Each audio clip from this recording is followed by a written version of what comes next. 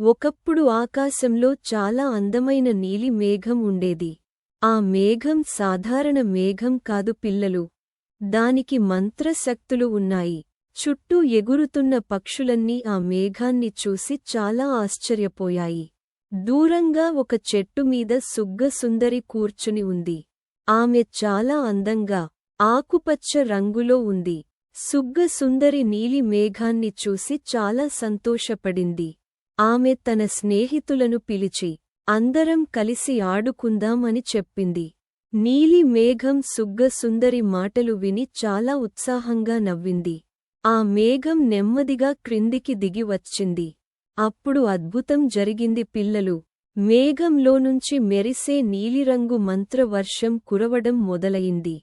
సుగ్గసుందరి మరియు ఆమె స్నేహితులు చాలా ఆనందంగా నృత్యం చేయడం మొదలుపెట్టారు. అవి రెక్కలు విప్పి గిరగిర తిరిగాయి. మంత్రవర్షపు చినుకులు పక్షులమీద పడుతుంటే అవి మరింత అందంగా, రంగురంగులుగా మారిపోయాయి. నీలి మేఘం కూడా పక్షులతో కలిసి ఆకాశంలో నృత్యం చేసింది. అది మెల్లగా కదులుతూ మరింత మంత్రవర్షం కురిపించింది.